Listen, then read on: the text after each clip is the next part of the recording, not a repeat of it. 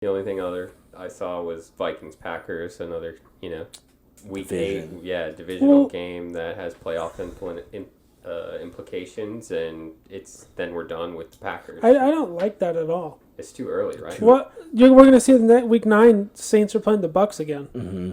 Like, it doesn't really make sense if these games are really going to affect your playoff chances. I don't mind if you play someone early, but you need to put some of that last round of games near the end of the season. Yeah.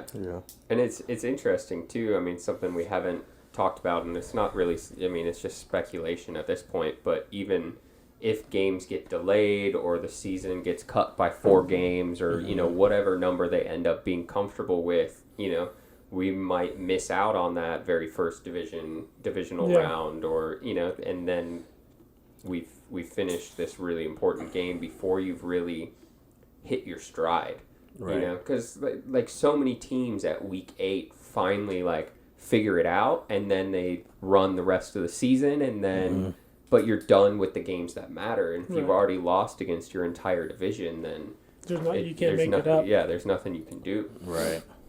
I mean, also flip side, if you have all your division games at the end, and let's say you catch your stride at the end, you're the Eagles.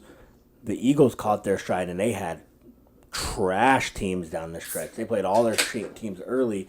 You catch fire down the stretch because you played all those teams early. Like the Falcons, we went 6-2 down the stretch and lost to the Saints once, and I forgot the other team that we lost to. But I mean, if you're gonna lose anyway, if you have some of those hard games early on, and you just have not as strong teams at the end or tanking teams, you might be able to win some of those games and get in the playoffs. So it's always just interesting how it goes. It's like you kind of can't really give a huge gauge on it until you look at the end of the season what the teams really were at that time they played.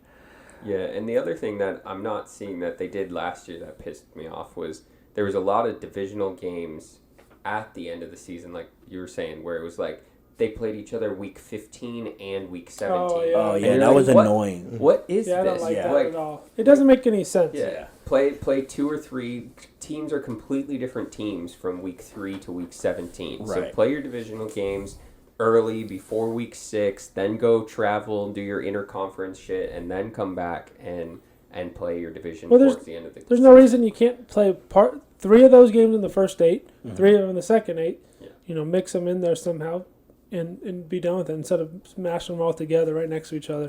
That's how we do our fantasy football schedule. So they should be able to make it work. It's automated.